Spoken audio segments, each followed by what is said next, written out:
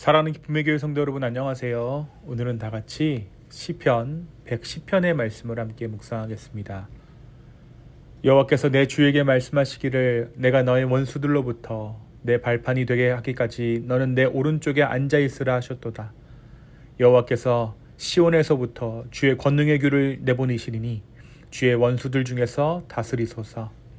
주의 권능의 날에 주의 백성이 거룩한 옷을 입고 즐거이 헌신하니 새벽 이슬 같은 주의 청년들이 주께 나오는도다. 여호와는 맹세하고 변하지 아니하시리라. 이르시기를 너는 멜기세덱의 서열을 따라 영원한 제사장이라 하셨도다. 주의 오른쪽에 계신 주께서 그의 노하시는 날에 왕들을 쳐서 깨뜨리실 것이라. 뭇 나라를 심판하여 시체로 가득하게 하시고 여러 나라의 머리를 쳐서 깨뜨리시며 길가의 시냇물을 마심으로 그의 머리를 드시리로다. 아멘. 우리가 계속해서 우리 시편의 말씀을 아침마다 묵상하고 있습니다. 우리가 어제 말씀 시편 108편의 말씀을 통해 약속을 지키시는 하나님을 함께 나누었죠.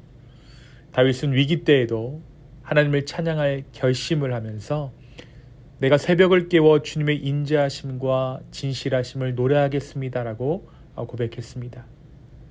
그리고 과거 패배의 순간에도 하나님의 언약을 기억하며 결국 하나님의 승리를 확신하는 그의 신앙을 드러냈습니다. 오늘 우리가 묵상하는 시편 110편은 다윗이 기록한 메시아 왕에 대한 예언의 시입니다. 이 시편 110편은 신약 성경에서 가장 많이 인용된 시편 중 하나입니다. 이 시는 단지 다윗 왕조의 역사적 문맥에만 머무르는 것이 아니라 오실 메시아, 곧 예수 그리스도의 왕되심에 대해서 그리고 그 메시아의 궁극적인 승리를 예언하고 있는 시편입니다. 오늘 보면 이렇게 시작하고 있습니다. 여호와께서 내 주에게 말씀하시기를 내가 내 원수로 내 발판이 되게 하기까지 너는 내 오른쪽에 앉아 있으라 하셨도다. 이 말씀은 하나님께서 내 주, 곧 메시아에게 직접 말씀하신 것입니다. 그분이 하나님의 권자 곁, 곧 하나님과 동등한 자리에 앉아서 다스리심을 선포하는 선언이 담겨져 있는 것이죠. 예수 그리스도께서 부활 후 승천하셔서 하나님의 우편에 앉으셨다라는 신약의 메시지를 우리가 잘 알고 있죠. 바로 그 메시지와 연결되는 것이 오늘 시편 110편 1절의 말씀입니다. 이어서 2절은 이렇게 말합니다. 여호와께서 시온에서부터 주의 권능의 규를 내보내시리니 주는 원수들 중에서 다스리소서. 하나님의 권능이 시온, 곧 예루살렘에서 시작되어 열방으로 퍼져나갑니다.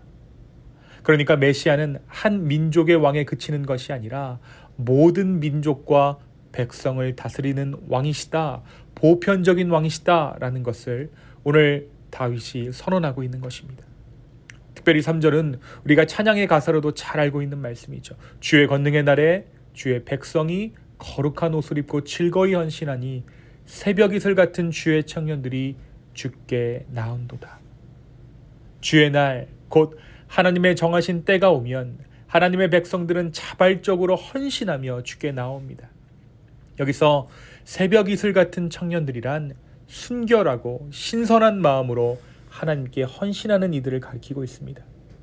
억지로 순정하거나 누군가 시켜서 나아가는 모습이 아니라 하나님의 영광을 본 자들이 자발적으로 주 앞에 헌신하여 나아가는 아름다운 공동체의 모습을 오늘 말씀은 보여주고 있습니다.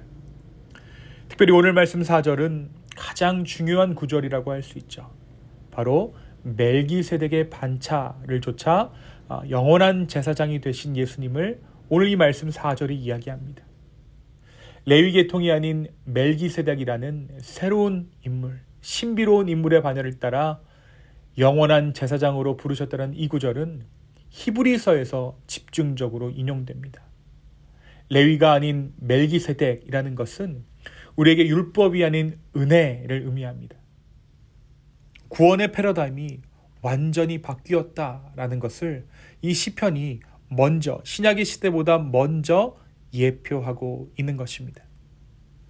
이어지는 구절들에서 시편의 기자는 주님의 완성된 사역을 노래합니다. 중지되는 것이 아니라, 하다가 마는 것이 아니라 반드시 이루어질 그분의 구원의 사역을 그는 확신 가운데 확증하고 있습니다. 사랑하는 성도 여러분, 오늘 말씀은 우리에게 무엇을 말해주고 있습니까? 오늘 말씀은 우리에게 바로 예수님께서 영원한 제사장이 되셨다라고 선언하고 있습니다. 이 말씀은 단순한 선언을 넘어서 하나님의 맹세에 근거한 확정적인 약속입니다. 하나님께서 직접 맹세하시고 결코 변하지 않으신다라는 것을 오늘 말씀은 우리에게 확증하고 있습니다. 그리고 이 맹세의 내용은 바로 예수 그리스도를 영원한 대제사장으로 세우셨다라는 사실입니다.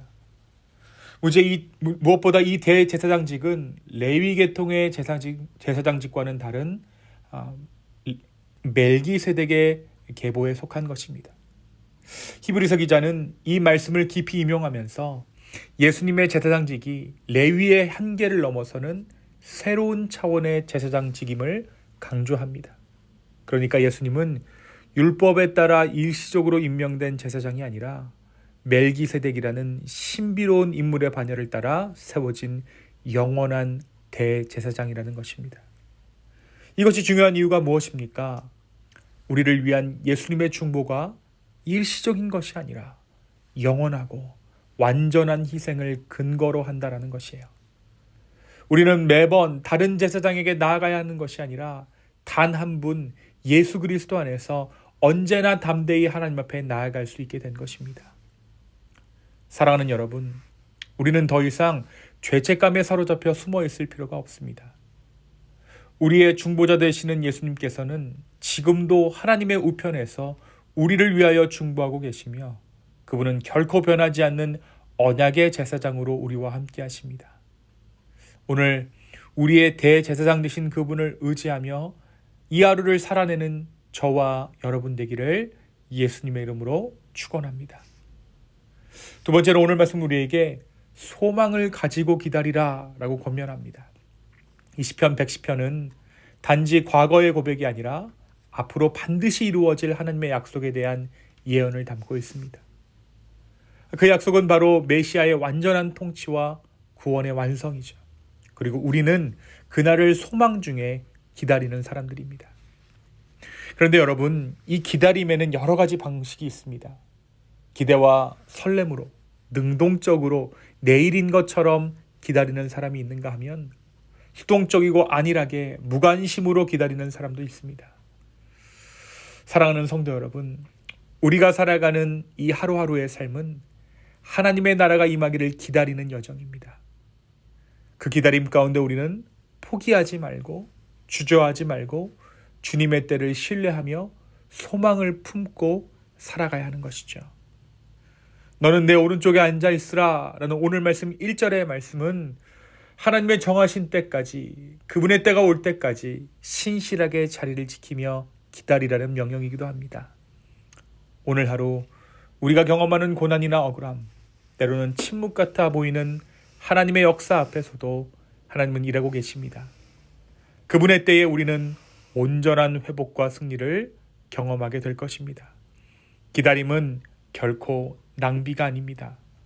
믿음으로 기다리는 자들에게 하나님께서는 반드시 응답하심을 믿어 주님을 기다리는 저와 여러분 되기를 예수님의 이름으로 축원합니다.